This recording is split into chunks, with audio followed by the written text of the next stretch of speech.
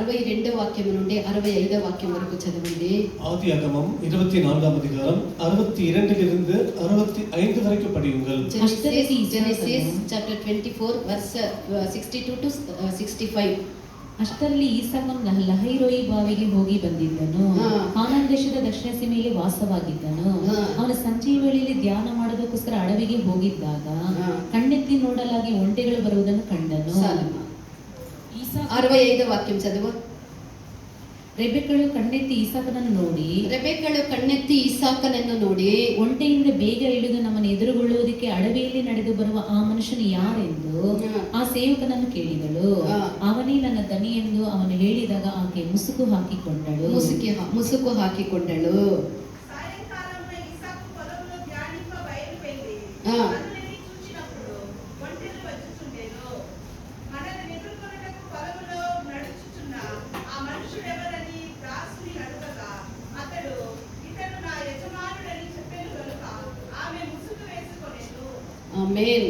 ஈசாக்கு தென் தேசத்தில் குடியிருந்தான். அப்பொழுது அவன் லகாய்ரோயி என்னப்பட்ட துறவின் வழியாய் புறப்பட்டு வந்தான். ஈசாக்கு சாயங்கால வேளையிலே தியானம் பண்ண வெளியிலே போயிருந்து தன் கண்களை ஏறெடுத்து பார்த்தபோது ஒட்டகங்கள் வர கண்டான். ரெபெக்காளும் தன் கண்களை ஏறெடுத்து ஈசாக்கை கண்டபோது ஊழியக்காரனை நோக்கி, அங்கே வெளியிலே நமக்கு எதிராக நடந்து வருகிற அந்த மனிதன் யார் என்று கேட்டாள். அவர்தான் என் எஜமான் என்று ஊழியக்காரன் சொன்னான். அப்பொழுது அவன் ஒட்டகத்தை விட்டு இறங்கி முக்காடித்துக் கொண்டாள். హల్లెలూయా. ఆదికాండము 24వ అధ్యాయాన్ని మనం గమనించినట్లయితే ఆదియాగమం 24వ అధ్యాయాన్ని మనం గమనించు. ఇక్కడ కొన్ని విశేషమైనటువంటి ఎన్నో అనుభవాల్ని ఎన్నో కార్యాల్ని మనం గమనించవచ్చు. ఈ విశేషమైన అనేక అనుభవాలను మనం గమనించలాం. ఆది నుండి అంతము వరకు కడపటి నిత్యం వరకు గల అన్ని కార్యాలు ఇందులో ఇమిడి ఉన్నవి. ఆదిలో మొదలుకొంటే నిత్యం వరకు గల எல்லா అంశాలు ఇందులో అడగి இருக்கிறது. ఆదిలో నిత్యములో తండ్రి అయినటువంటి దేవుడు, కుమారుడైనటువంటి యేసుక్రీస్తు మరియు పరిశుద్ధాత్మను మనము ఆదిలో మనము చూడవచ్చు. ఆదిలో నిత్యத்திலே நம்முடைய பிதாவாகிய தேவனும் குமாரனாகிய கிறிஸ்துவும் பிறகு பரிசுத்தாவியும் கூட மூன்று பேரும் அங்கே வசித்ததனால దీనికి సాదృశ్యముగా ఇక్కడ కూడా మనము కొందరిని చూడవచ్చు. இதற்கு நிழலாகத்தான் இங்கே சிலரை நாம் பார்க்கலாம். అది అబ్రహాముని గురించి, ఇసాకుని గురించి, ఎలియాజర్ని గురించి ఇక్కడ మనము చూడగలము. இங்கே இந்த ஆபிரகாம், பிறகு இங்க ஈசாக்கு, பிறகு அவருடைய ஊழியக்காரனாகிய இந்த எலியாசர் குறித்து பார்க்கலாம். తర్వాత ఇక్కడ రిబ్కాను గురించి కూడా మనము రిబ్కా ఈసాకును కలుసుకునేటువంటి కార్యాన్ని కూడా ఈ యొక్క అధ్యాయంలో మనం చూడవచ్చు. இங்கே ஈசாக்கு ரெபெக்காளை சந்திக்கிற காரியத்தை நாம் பார்க்கலாம். ఈసాకుకు రిబ్కాను సిద్ధపరిచినటువంటి యొక్క పని, అబ్రహాము యొక్క ఇంట్లో ఉండేటువంటి ఆ యొక్క ప్రధాన పని వారైనటువంటి ఆ యొక్క ఎలియాజర్కు అప్పగించినది కూడా ఈ యొక్క అధ్యాయంలో మనం చూడవచ్చు. பாருங்கள், இந்த ஈசாக்குக்கு பெண் தேடும் ஒரு வேலையை இந்த ஆபிரகாமின் வீட்டை வேலை செய்து வந்த சேவகனான இந்த எலியாசர் கொடுக்கப்பட்டது. அதை கூட நாம் கவனிக்கலாம். అబ్రహాము తండ్రి, ఈసాకు కుమారుడు ఈ యొక్క ఎలియాజరు అబ్రహాము యొక్క ఇంట్లో ఒక పెద్ద దాసుడై ఉండేని మనం చూడవచ్చు. இந்த ஆபிரகாமின் வீட்டிலே இந்த எலியாசர் ஒரு பெரிய ஒரு வேலைக்காரன் இருப்பதை நாம் பார்க்கலாம். ఈ యొక్క కార్యాన్ని మనం గమనించినట్లయితే இந்த காரியத்தை நாம் கவனிக்கும்போது క్రీస్తు కొరకు పెండ్లి కుమార్తెని సిద్ధపరిచినటువంటి పని దేవుడు తన యొక్క సేవకులకు అప్పగించినట్లుగా మనం అర్థం చేసుకోగలము. இந்த கிறிஸ்துவுக்கு மனவாட்டியா ஒரு வேலையை தேடும்படிக்கு தேவனான தன்னுடைய ஊழியர்களுக்கு கொடுத்ததை நாம் பார்க்கலாம். సేవకులు లేకుండా, దేవుని బోధించినటువంటి సేవకులు లేకుండా మనం క్రీస్తుకు పెండ్లి కుమార్తెగా మనం మారలేము. நமக்கு போதிக்கிற ஊழியக்காரர்கள் இல்லாமல் நாம் நமக்கு நாமே தேவனுக்கு ஒரு மனவாட்டிகளாக மாற முடியாது. ఇక్కడ ఎలియాజరు ఈసాకుకు ఆ యొక్క భార్యని సిద్ధపరిచినటువంటి పెండ్లి కుమార్తెని సిద్ధపరిచినటువంటి యొక్క పని, ఈసాకుకు ఆ యొక్క పెండ్లి కుమార్తెని సిద్ధపరిచినటువంటి పని ఎలియాజర్కు అప్పగించబడే. இங்கே ஆபிரகாமானவர் இந்த ஈசாக்குக்கு ஒரு மனவாட்டியை தேடும்படி வேலையை எலியாசருக்கு கொடுத்தார். ఈ యొక్క ఎలియాజర్ని గురించి మనం చూసినట్లయితే ఎలియాజర్ గురించి நாம் பார்க்கும்போது ఎలియాజరు మెల్కీసెదెకు పరిశుద్ధాత్మైనటువంటి దేవుడు, మెల్కీసెదెకు అనబడినటువంటి పరిశుద్ధాత్మ దేవునికి సాదృశ్యమై ఉన్నారు. இந்த எலியாசர் என்பவர் இந்த மெல்கிசேதேக் என்று சொல்லப்படுகிற நம்முடைய பரிசுத்தாவியை குறிக்கிறார். ఆదికాండము 24వ అధ్యాయం 2వ వాక్యాన్ని చదవండి. ఆదియాగమం 24వ అధ్యాయం 2వ వచనం పడియుంది. Genesis chapter 24 verse 2. ఆదికాండ 24వ అధ్యాయం 2వ వాక్యం. అప్పుడు అబ్రహాము తనకు కలిగిన సమస్తమును తన పెద్ద ఏలుచుండు తన యొక్క ఇంటి పెద్ద దాసునితో, చాలు తమిళ్లో உண்டான எல்லாவற்றிற்கும் அதிகாரியுமாகிய ఆ, தன் ஊழியக்காரனை நோக்கி నోకి తన ఊళ్ళకార్యాన్ని నోకి బైబిల్ అంతటిలో మనం చూసినట్లయితే நாம் வேதகமத்திற்கு எல்லாவற்றையும் ఎలియాజరుల గురించి మనం చూస్తూ పలుసార్లు యొక్క ఉపదేశం విని ఉండొచ్చు. ఇప్పుడు కూడా వినండి, దేవుడు అనేక క్రొత్త ప్రకటనలతో మనతో మాట్లాడతారు. அவர்கள் அநேக முறை இந்த உபதேசத்தை கேட்டிருக்கலாம். இப்பொழுது கேளுங்கள், தேவன் ஒரு புதிய ஒரு அர்த்தத்தோட தேவன் நம்மோடு பேசுவார். ఎలియాజరుల గురించి మనం చూసినట్లయితే எலியாசரை குறித்து நாம் బైబిల్ பார்க்கிறோம். అంతటిలో ఎలియాజరు యొక్క తల్లిని గురించి గాని, తండ్రిని గురించి గాని, అన్నదమ్ముల గురించి గాని, అక్క చెల్లెండ్ల గురించి గాని, భార్యల గురించి గాని, పిల్లల గురించి గాని, ఆ యొక్క బంధువుల గురించి గాని, ఎలియాజరుకి సంబంధించినటువంటి ఎవరిని గురించి గాని వేదములో మనం ఎక్కడ కూడా చూడలేము. இந்த ஊழியக்காரனுக்கு இந்த எலியாசரை குறித்து வேதகமத்தில் பார்க்கும்போது அவனுக்கு பிள்ளைகள், அவனுக்கு மனைவி, அவனுக்கு பெற்றோர்கள், அண்ணன் தம்பிகள் என்று சொந்தக்காரர்கள் என்று யாருமே நம்ம எதுவுமே பார்க்க முடியாது. ఎలియాజరుల గురించి మాత్రమే చెప్పబడి ఉన్నది కానీ ఎలియాజరుకి సంబంధించినటువంటి ఒక్కరు కూడా వేదములో లేదు. அவர்கள் எலியாசரை குறித்து மாத்திரம் சொல்லப்பட்டிருக்கிறது தவிர அவருக்கு சம்பந்தப்பட்டவர்கள் யாரும் சொல்லப்படவில்லை. ఎలియాజరు ఒక్కడగానే ఉన్నాడు. எலியாசர் ஒருவராகவே இருக்கிறார். ఆదికాండము 15వ అధ్యాయము 2వ వాక్యములో మనం చూసినట్లయితే ఇక్కడ అబ్రహాము దేవునితో ఏమంటూ ఉన్నాడు? ஆதியாகமம் 15ஆம் அதிகாரம் 1ஆம் வசனத்திலே அங்கே ஆபிரகாம் தேவனோடு ప్రభువా, என்ன నువ్వు சொல்கிறார்? నాకేమిచ్చి ఏమి ఫలము ప్రయోజనము? கர்த்தாவே, நீர் எனக்கு என்ன செய்து என்ன பிரயோஜனம்? నేను సంతతి లేనివాడుగా ఉన్నానే. நான் ஏதோ சந்ததி இல்லாமல் நான் இருக்கிறேனே. ఎలియాజరే నా తర్వాత ఎలియాజరే నా ఇంటికి కాస్తికి కర్తగా మారనని చెప్పే என்னை ஊழியக்காரனாக இந்த எலியாசர் தான் என்னுடைய ஆஸ்திக்கெல்லாம் ஒருவராக இருப்பானே. దమస్క ఎలియాజర్ అని మాత్రమే ఇక్కడ చెప్పబడి ఉన్నది కానీ అతని యొక్క బంధువుల గురించి, వంశావళి గురించి ఎక్కడనూ కూడా మనం వేదములో మనం చదవండి ఆ వాక్యాన్ని. அதற்கு ஆபிரகாம் అందుకు అబ్రహాము, ప్రభువైన యెహోవా నాకు ఏమి ఇచ్చినా ఏమి, నేను సంతానము లేనివాడై ఉన్నానే. ఆ ఆ అంతే తమిళ్లో. அதற்கு ஆபிரகாம் ஆ. கர்த்தராகிய ஆண்டவரே, கர்த்தராகிய ஆண்டவரே, அடியனுக்கு என்ன தருவி? அடியனுக்கு என்ன தருவே? நான் பிள்ளை இல்லாமல் இருக்கிறேன். நான் பிள்ளை இல்லாதவனா இருக்கிறேனே. தமஸ்கு ஊரானாகிய இந்த எலியாசர் தமஸ்கு ஊரானாகிய இந்த எலியாசர் என் வீட்டு விசாரணை கர்த்தனாய் இருக்கிறானே என்றார். இருக்கிறானே என்ற దమస్కు యొక్క ఎలియాజరుని మాత్రమే, దమస్కుకు చెందినటువంటి ఎలియాజరుని మాత్రమే చెప్పబడి ఉన్నదే గాని అతని యొక్క వంశావళిని గాని, అతని యొక్క బంధువులను గాని, అతని యొక్క తల్లిదండ్రులను గాని ఇక్కడ ఎక్కడ కూడా వేదములో చెప్పబడలేదు. இப்படியாக இந்த தமஸ்கு ஊரானாகிய எலியாசர் என்று மாத்திரமே சொல்லப்பட்டது தவிர அவனுடைய பெற்றோர்கள், அவனுடைய மனைவி, பிள்ளைகள் என்று யாரும் இதை குறித்து சொல்லப்படவில்லை.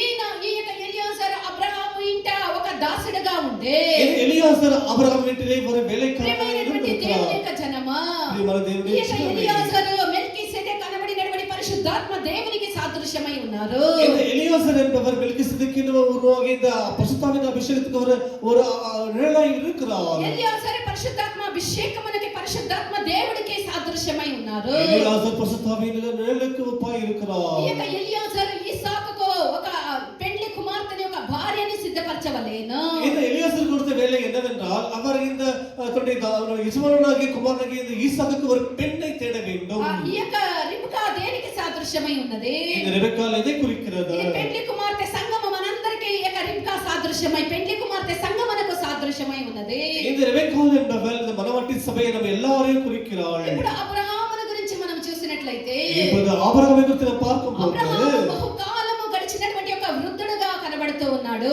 இந்த ஆபிரகாம் வயது சென்று முதிர்வயது உள்ளவனாய் இருக்கிறான். అప్పుడు తన యొక్క దాసుడైనటువంటి ఆ యొక్క ఎలియాజర్ని పిలిపించి, அப்பொழுது ஆபிரகாம் தன்னுடைய வேலைக்காரனாகிய எலியாசரை அழைத்து, మీరు చదువుకోండి ఆదికాండం 24వ అధ్యాయం 2వ వాక్యం నుండి 8వ వాక్యం వరకు చదువుకోండి. అప్పుడు ఆ దాసునత ప్రమాణము, ఆ ఎలియాజర్తో ప్రమాణము చేయించుకొని விதமாக அந்த எலியாசரை அழைத்து அவனிடத்திலே ஒரு பிரமாணம் பண்ணி கொள்ளுகிறார். అప్పుడు ఎలియాజరు తన యొక్క యజమానుల యొక్క యజమానుడైనటువంటి అబ్రహాము యొక్క ఒంటెల్ని, ఒక 10 ఒంటెల్ని తీసుకొని, அப்பொழுது இந்த எலியாசர் உடனே அவன் எஜமானத்தில் ஒரு 10 ஒட்டகங்களை எடுத்துக்கொண்டு ఆ యజమానుడి యొక్క ఆస్తిలో కొంతని తీసుకొని, எஜமானுடைய ஆஸ்தியிலே சில பொருட்களை வாங்கிக் கொண்டு నానా విధములైనటువంటి కొన్ని వస్తువుల్ని అతడు తీసుకొని பல விதமான பொருட்களையும் வாங்கிக் கொண்டு అతడు నాహోరు పట్టణమునకు చేరే.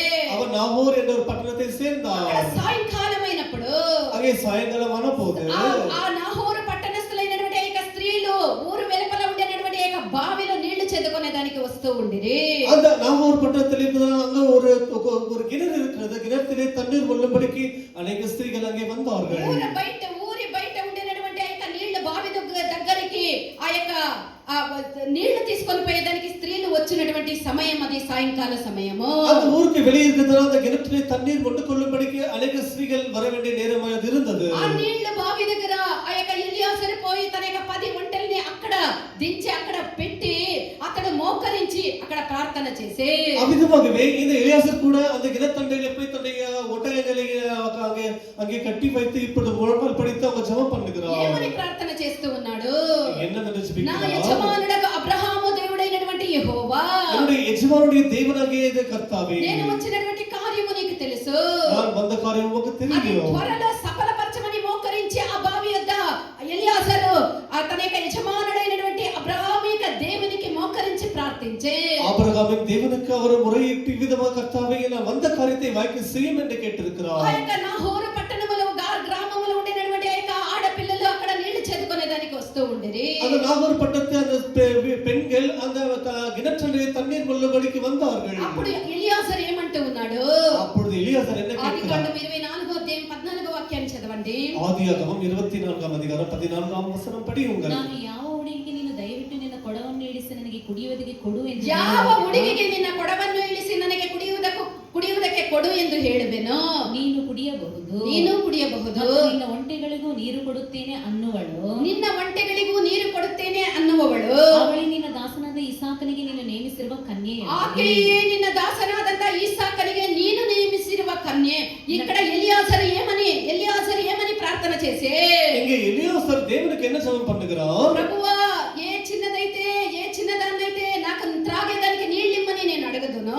எந்த பெண்ணானவள் நான் வந்து எனக்கு தாகத்துக்கு தண்ணீர் கொடு என்று கேட்பேனோ, ఆమె నువ్వు తాగు, నీ ఒంటెలకు కూడా పోస్తానని చెప్తుందో అదే నా యొక్క యజమానుడి యొక్క కుమారుడైనటువంటి ఈసాకుకు భార్యగా మారనని చెప్పి దేవునికి ప్రార్థన చేసే நான் அப்படி கேட்கும்போது நீரும் குடியும் உடைய ஒற்றர்களுக்கு வார்ப்பேன் என்று எந்த பெண் சொல்லுகிறாளோ அவள் தான் என்னுடைய எஜமானுடைய குமாரனுக்கு நியமிக்கிற பெண் என்று நான் அறிந்து கொள்வேன் என்று சொல்லுகிறாள். అతడు ప్రార్థించి చాలించిన వెంటనే அவன் ஜெபம் செய்து முடித்த உடனே అక్కడ ఒక అమ్మాయి వస్తూ ఉన్నది. அங்கே ஒரு பெண் தண்ணீர் கொள்ளபடிக்கு வருகிறாள். ఎవరు ఈ అమ్మాయి? யார் அந்த பெண்? అబ్రహాము సహోదరుడైనటువంటి నాహోరు భార్యయగు మిల్కా కుమారుడైనటువంటి బెతుయేలునకు పుట్టినటువంటి ఈ యొక్క రిబ్కా అక్కడికి వస్తూ ఉన్నది. நாகோரின் மனைவிக்கு பிறந்த மில்காளுடைய குமாரனாய் இருக்கிறாள். మిల్కా బెతుయేలునకు జన్మించినటువంటి ఆ యొక్క కుమార్తె రెబెకా ఆమె అక్కడికి వస్తూ ఉన్నది. மில்கா பெத்துவேலுக்கு பிறந்த குமார்த்தி தான் இந்த ரெபெக்காளாய் இருக்கிறாள். ఆమె అబ్రహాముకి సంబంధించినది ఏది కూడా ఇక్కడ ఎలియాజరుకు తెలియదు. இங்கே இந்த எலியாசர் வந்த விஷயம் என்னவென்றது அவருக்கு ஒன்றுமே தெரியாது. అంటే ఆమెని ఎదుర్కొని పోయి ఆ యొక్క ఎలియాజరు ఏమని అడుగుతూ ఉన్నాడు? ஆனாலும் அந்த ரெபெக்காள் இடத்துல இந்த எலியாசர் போய் என்ன கேட்கிறார்? ఆమె కడవలో కొంచెం నీళ్లు త్రాగేదానికి దయచేయమని అడిగే, அம்மா எனக்கு குடிக்க கொஞ்சம் தண்ணீர் தாரும் என்று கேட்டார். అందుకు ఆమె ఏమంటూ ఉన్నది? அதற்கு அந்த பெண் என்ன అయ్యా சொல்கிறாள்? త్రాగమని చెప్పిన తర్వాత ஐயா நீ குடியும் என்று சொன்ன உடனே తన కడవను చేతి మీదకి దించుకొని தரத்தை கீழே நீட்டி ఆ ఎలియాజరుకు దాహమునకు నీళ్లు ఇచ్చే அவள் தன்னுடைய குடத்தை சாய்த்து எலியாசருக்கு தண்ணீர் குடிக்கும்படி கொடுத்தாள். తర్వాత ఏమంటూ ఉన్నది? என்ன சொல்லுகிறாள்? వంటలకు కూడా త్రాగేదానికి నేను నీళ్లు ఇస్తానని చెప్పే ஐயா உங்களுடைய ஒட்டங்களுக்கு குடிக்கும்படி தண்ணீரை ஒன்று தருவேன் என்று சொன்னாள். 10 ఒంటెలకు ఆ యొక్క బావిలో నీళ్లు చేది ఆ యొక్క వంటలన్నిటికీ కూడా పోసే எனக்குரிய 10 ஒட்டங்களுக்கு இந்த தண்ணீரை வாரி இறைத்தவள் ஊற்றி இருக்கிறாள். நம்ம கிணறு கிட்ட போயிட்டு தண்ணி எடுத்துன்னு வந்து அம்மா குடிக்கிறதுக்கு கூட நான் எவோ கை கால் கட்டியா தண்ணி இருக்குது போயா எடுத்துன்னு போயிட்டு குடிப்போ. ஏன்னா நான் போயிட்டு ஒரு பொண்ணு அவ்வளோ கஷ்டப்பட்டு சேர்ந்து எடுத்துன்னு வந்திருந்தா குடிக்கிறதுக்கு கூடன்னு கேட்குறாயான்னு சொல்லுவோம். இல்லை கொடுத்தா கூட ஒரு கிளாஸ் குடிச்சிட்டு போன்னு சொல்லுவோம். వంటలకు పోస్తామని చెప్తామా? హల్లెలూయా. వంట ఎన్ని నీళ్ళు తాగుతుంది? వంటకి అలవే లేకుండా తాగుతుంది. అది 10 వంటలు. చూడండి, ఒక ఆశీర్వాదం అంతా ఈజీగా వచ్చలేదు. హల్లెలూయా. రిబ్కాలో అనేక గుణాతిశయములు ఉన్నవి. இந்த ரெபெக்காளுக்குள்ள अनेक நல்ல குணாதிசயங்கள் இருக்கிறது. ఆదికాండం 24వ అధ్యాయం 16వ వాక్యములో మనం చూసినట్లయితే இந்த ஆதியாகமம் 24ஆம் அதிகாரம் 16ஆம் வசனத்தை படிக்கும்போது ఆ చిన్నది ಬಹು ಸುಂದರಿಯಾಗಿಯೂ ఆ ಹುಡುಗಿ ಬಹು ಹುಡುಗಿ ಬಹು ಸುಂದರಿಯಾಗಿಯೋ ಇನ್ನು ಮದುವೆ ಇಲ್ಲದ ಕನ್ನಿಕೆಯಾಗಿಯೂ இன்னும் மதுவே இல்லாத கன்னிகையாகியோ. కొంతమంది பார்க்கிறதுக்கு சுந்தரியா இருப்பாங்க, సుందరి అழகி ఆనా గుణంగలో ముళ్ళు పొద బలు రక్కసి కంపలు పెరిగి చిందరవందర చేసి తలనింక కాళ్ళ వరకు అంత గాయాలే రక్తాలే కారిపోతుంది. కాబట్టి అందము మోసకరము. హల్లెలూయా. పై చూపు లేక అందము మనము చూడరాదు. ఇక్కడ రిబ్కాన్ గురించి మనం చూసినట్లయితే ఆమె మిక్కిలి చక్కనిదిగా సుందరిగా అందగతిగా ఉండే. தமிழ்ல படிங்க அந்த வசனத்தை. அந்த பெண் மகா ரூபவதியும் புருஷனை அறியாத கன்னிகையா இருந்தாள். ரூபவதி மாத்திரமல்லாமல் அவள் விவாகம் இல்லாத ஒரு கன்னிகையா இருந்தாள். ఆమె మహా రూపవతిను వివాహము కానటువంటి ఒక కన్యకగా ఉండే. அந்த பெண்ணானவள் மகா ரூபவதியும் புருஷனை அறியாத கன்னிகை பெண்ணாயும் இருந்தாள். ఇంతకు ముందే నేను చెప్పినట్టు, ఇంతకు ముందే మనం విన్నట్టు క్రొత్త నిబంధన సంగమనకు సాదృశ్య, పెండ్లి కుమార్తె సంగమనకు సాదృశ్యమై ఉన్నది. ரெபெக்காள் என்பவள் இந்த புதிய ஏற்பட்ட சபையின் எல்லாரையும் குறிக்கிறாள். ఎవరా క్రొత్త నిబంధన సంగమం? யார் இந்த புதிய ஏற்பட்ட சபையானவர்கள்? పరిశుద్ధాత్మ పొంది బాప్టిజం పొంది పరిశుద్ధాత్మ పొందినటువంటి మనమే క్రొత్త నిబంధన సంగమై ఉన్నాము. நாம் ஞானஸ்நானம் பெற்று இவ்விதமாக புஸ்தக விசுவாசத்தை பெற்ற தேவனுடைய பிள்ளைகளா நாம் இருக்கிறோம். ఈ గుణములు కూడా ఈ రిబ్కాలో ఉండేటువంటి ఈ యొక్క గుణము కూడా పెండ్లి కుమార్తె సంగమగా మారినటువంటి మనలో కూడా ఉండాలి. பாருங்கள், இந்த ரெபெக்காளுக்கு அந்த குணம் கூட இந்த மனவாட்டி சபையை மாதிரி நமக்குள்ளும் இருக்க வேண்டும். ఈ గురించి మనం చూసినట్లయితే ఈ యొక్క చిన్నది మిక్కిలి చక్కనిదిగా ఉన్నదని వాక్యములో చూస్తూ ఉన్నాము. இந்த ரெபெக்காளை குறித்து நாம் பார்க்கும்போது அந்த பெண் மகா ரூபவதி என்று சொல்லப்படுகிறது. సౌందర్యవంతురాలుగా కనబడుతూ ఉన్నది. మహా రూపవతి என்று சொல்லப்படுகிறது. ఇది ఆమె స్వభావంలో ఉండేటువంటి ఆ శ్రేష్టతని అది చూపిస్తూ ఉన్నది. ఆ అందం ఎక్కడి నుంచి వచ్చినది? ఆ యొక్క స్వభావాలే ఆమె యొక్క అందముగా మారి ఉన్నది. அந்த அழகு எங்கிருந்து வந்தது சொன்னால் அவளுக்கு நல்ல சுபாவங்களே அவளுடைய அழகாய் மாறி இருக்கிறது. ఆమెలో ఏ కళంకము కూడా లేదు. அவளுக்குள் எந்த கலங்கமும் இல்லை. ఆమె యొక్క పరిశుద్ధతని చూపిస్తూ ఉన్నది. அவளுடைய பரிசுத்தத்தை காட்டுகிறது. యేసుక్రీస్తు ఎవరి కొరకు ఆయన రానయ్యున్నాడు? యేసు இரண்டாவது முறை யாருக்காக வரவேற்கிறார்? ఆయన తన ప్రాణమునిచ్చే. அவர் யாருக்காக தன்னுடைய జీవனை கொடுத்தார்? కళంకమైన ముడతైనను లేక పరిశుద్ధమైనటువంటి నిర్దోషమైనటువంటి మహిమ కలిగినటువంటి సంఘము నిమిత్తము తన్ను తానే అప్పగించుకొని తన పరిశుద్ధమైనటువంటి రక్తమును మన కొరకు మన యొక్క దేవుడు అప్పగించి ఉన్నారు. பாருங்கள், மாசற்றதும் குறைவற்றதுமான எந்த ஒரு அசுத்தம் இல்லாமல் இருக்கிற தேவனுடைய சபைக்கு தான் அவர் தன்னுடைய ரத்தத்தை கொடுத்திருக்கிறார். యేసుక్రీస్తు యొక్క రక్తములో పాపము లేదు. యేసుடைய రక్తத்தில் పాపం లేదు. పరిశుద్ధమైనటువంటి రక్తముని ఆయన పెండ్లి కుమార్తె అయినటువంటి సంఘమైనటువంటి మన కొరకు ఆయన అనుగ్రహించి ఉన్నాడు. அவர் பரிசுத்தமான ரத்தத்தை அவருடைய மனவாட்டி சபையை நமக்கு கொடுத்திருக்கிறார். క్రీస్తు పెండ్లి కుమార్తెగా మారినటువంటి మనము కూడా ఇలాంటి ఒక పరిశుద్ధతను మనం పొందుకోవాలి. பாருங்கள், கிறிஸ்துவுக்கு மனவாட்டி మనం எல்லாரும் இப்படி பரிசுத்தத்தை பழகி கொள்ள வேண்டும். పరమగీతములో మనం చూసినట్లయితే இந்த உன்னத பாட்டில் நாம் பார்க்கும்போது 4వ అధ్యాయము 7వ వాక్యము పరమగీతములో உன்னத பாட்டு 4ஆம் அதிகாரம் 7ஆம் வசனம் படியுங்கள். నన్న ప్రియులే సర్వాంగ సుందరి, నేను సర్వాంగ సుందరి. నన్న ప్రియులే నేను సర్వాంగ సుందరి. ನಿನ್ನಲ್ಲಿ ಯಾವ ದೋಷವೂ ಇಲ್ಲ. ನಿನ್ನಲ್ಲಿ ಯಾವ ದೋಷವೂ ಇಲ್ಲ. ಪ್ರಿಯುರಾಲ ನೀವು ಅಧಿಕ ಸುಂದರಿವಿ. అధిక సుందరివి. నీ యందు కళంకమేమియూ నీ లేదు. యందు కళంకమేమియూ లేదు. என் பிரியமே, ఎన్ ప్రియమే, என் பூரண ரூபவதி, ఎన్ పూర్ణ రూపవదియే, உன்னில் பழுதொன்றும் இல்லை. ఉన్నిల్ పడిదొండ్రుం ఇల్లై అని ఇక్కడ షులెమితిని గురించి చెప్పబడి ఉన్నది. இங்கே சூலமித்தியாளை குறித்து இந்த வசனம் சொல்லப்படுகிறது. యేసుక్రీస్తుకు పెండ్లి కుమార్తెగా మారినటువంటి మనలో ఏ ఒక్క ముడతైనను, ఏ ఒక్క కళంకమైనను, ఏ ఒక్క ఏమీ లేకుండా మనము దేవునికి పరిశుద్ధముగా మనం ఉండాలి. பாருங்கள், இயேசுவுக்கு மனவாட்டி நமக்குள் எந்த ஒரு கலங்கம் இல்லாமல் அசுத்தம் இல்லாமல் పరిశుద్ధ பரிசுத்தமாக இருக்க పట్టణము வேண்டும். నూతన యెరూషలేము మనమై ఉన్నాము. பரிசுத்த பட்டணமாக புதிய எருசலேம் நாம మనము இருக்கிறோம். పెండ్లి కుమారుడైనటువంటి క్రీస్తుకు పెండ్లి కుమార్తెగా మనము మారాలి. பாருங்கள், கிறிஸ்துவுக்கு மனவாட்டிக்கு நாம் எல்லாரும் மாற வேண்டும். ఇక్కడ రిబ్కాన్ గురించి మనం చూసినట్లయితే இங்கே ரெபெக்காளை குறித்து நாம் பார்க்கிறோம். మహారూపవతిగా సౌందర్యవతరాలుగా కనబడుతూ ఉన్నది. அவள் மகா ரூபவதியை அழகாய் காணப்படுகிறாள். ఆ యొక్క అందమే పరిశుద్ధత. அந்த அழகுதான் பரிசுத்தம். ఆ పరిశుద్ధత పెండ్లి కుమార్తె అయినటువంటి సంఘమైనటువంటి మనకి ఉండాలి. அந்த அழகு என்ற பரிசுத்தம் என்பது நம்முடைய மனவாட்டி சபையை நமக்கும் இருக்க வேண்டும். నేను స్టార్ట్ మాత్రం చేసినాను. దేవుని యొక్క చిత్తమైతే ఈ వాక్యాన్ని వచ్చే వారం మనం ధ్యానిస్తాం. పోయిన వారం కూడా ఇంకా ఆ వాక్యమనే చెప్పలే. దేవుడు ఈ రోజు ఈ వాక్యం ఇచ్చే దేవుని యొక్క చిత్తమైతే రానైనటువంటి వారాల్లో మనం ఈ యొక్క వాక్యాన్ని ధ్యానించదము గాక. தேவ சித்தமானால் வருகிற வாரத்தில் இந்த வசனத்தின் தொடர்ச்சி மீண்டும் படிக்கலாம்.